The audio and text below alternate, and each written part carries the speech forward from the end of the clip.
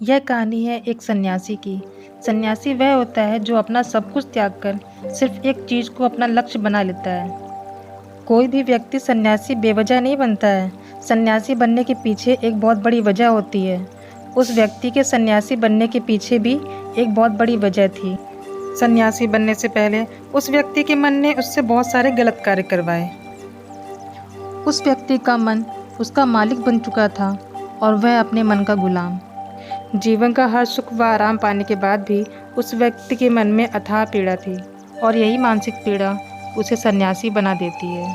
और सन्यासी बनने के बाद वह व्यक्ति सांसारिक दुनिया से दूर हो जाता है, जंगल में रहने चला जाता है, ध्यान करता है, वह तरह तरह की साधना भी करता है, भिक्षा मांगकर भोजन भी करता है, एकांत में बैठकर साधना भी करता है। लेकिन फिर भी उस व्यक्ति का मन शांत नहीं रहता। वह अंदर से काफ़ी परेशान व मौन रहता है। लेकिन यहाँ एक बात समझने वाली है, ध्यान किसी भी साधना का शुरुआती बिंदु है। उसकी भी शुरुआत तभी की जाती है जब हमारा मन शांत हो। लेकिन उस सन्यासी का मन ना तो शांत था और ना ही उसकी सुन रहा था। उस सन्यासी के मन में केवल यह बात बैठी जा रही थी कि मन को वश में करना है। लेकिन फिर उस दिन एक सन्यासी को एक व्यक्ति मिलता है जो ना ही कोई साधु ना कोई सन्यासी होता है और ना ही कोई बुद्धिमान व्यक्ति। वह तो बस एक साधारण सा चारवाहा था जो जंगल में भेड़ों को चरा रहा था।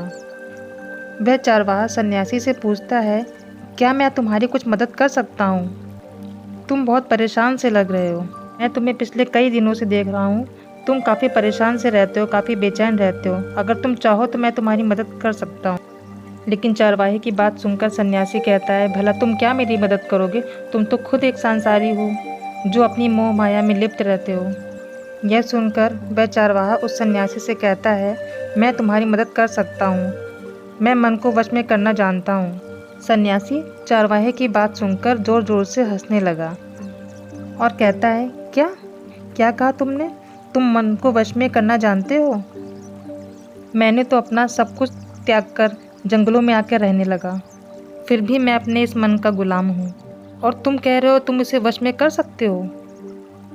इस पर वह चारवाहा कहता है, मन को वश में करने के लिए सभी वस्तुओं का त्याग करना आवश्यक नहीं है और ना ही जंगल में आकर रहना जरूरी है। वह सन्यासी उस चारवाहे से पूछता है, वह एक चीज़ क्या है? वह चारवाहा सन्यासी से कहता है, वह एक चीज़ है गलत जानकारी।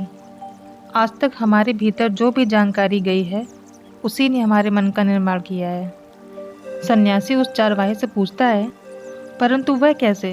वह चारवाहा समझाते हुए कहता है, मान लो तुमने आज तक अपने जीवन में सेब का फल नहीं खाया, तुम्हें सेब के स्वाद के बारे में कुछ भी नहीं पता, तो क्या तुम्हारा मन कभी सेब खाने को कर सकता है?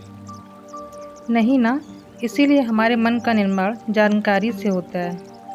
वह सन्यासी चारवाहे की बात से प्रभावित हो जाता है और उससे कहता है, क्या आप मुझे इस बारे में और विस्तार से समझा सकते हैं? वह चारवाहा उस सन्यासी से कहता है, यदि तुम अपने मन को वश में करना चाहते हो तो अब मेरी बातों को ध्यान से सुनना। तुम अपने मन को वश में तभी कर सकते हो जब तुम अपने मन की जड़ों को देख पाओगे। मन का निर्माण जानकारी से होता है और हमारे शरीर में जानकारी के 5 प्रवेश द्वार हैं। पहला, आँख। हम अपनी आँखों से जो कुछ भी देखते हैं, अच्छा या बुरा, वो हमारे मन की याददाश्त में इकट्ठा हो जाता है। और दूसरा, कान। हमारा कान जो कुछ भी सुनता है वो हमारे मन की यादों में इकट्ठा हो जाता है। तीसरा, जीभ। जिस भी चीज़ का स्वाद हम एक बार ले लेते हैं वह हमारे मन की यादों में अंकित हो जाता है। चौथा, नाक। जो भी हम एक बार सूंघ लेते हैं, खुशबू या बदबू, सब हमारे मन में इकट्ठा हो जाता है। पांचवा, त्वचा। जिसमें किसी भी चीज़ को हम एक बार छू लेते हैं या स्पर्श कर लेते हैं तो उसकी याददाश्त भी हमारे मन में कहीं ना कहीं इकट्ठा हो जाती है। इन 5 शारीरिक दरवाज़ों से जो भी जानकारी हमारे मन के अंदर जाती है वो बीज के रूप में इकट्ठा हो जाती है और धीरे धीरे करके वो एक वृक्ष के रूप में बन जाती है। हमारा मन एक मिट्टी की तरह है जिसमें बीज बोए जाते हैं और हमारी बुद्धि बीज बोने वाले किसान की तरह। यदि हमारी बुद्धि गलत जानकारी के बीज को सही जानकारी का बीज समझकर बो देगी तो भविष्य में वह बीज वृक्ष बन जाएगा, तो वह खराब फल ही देगा। और तुम्हारा मन तुम्हारे वश में इसलिए नहीं है क्योंकि तुमने पहले से ही बहुत सारे गलत बीज अपने मन में बो रखे हैं और अब वो बीज वृक्ष बन चुके हैं।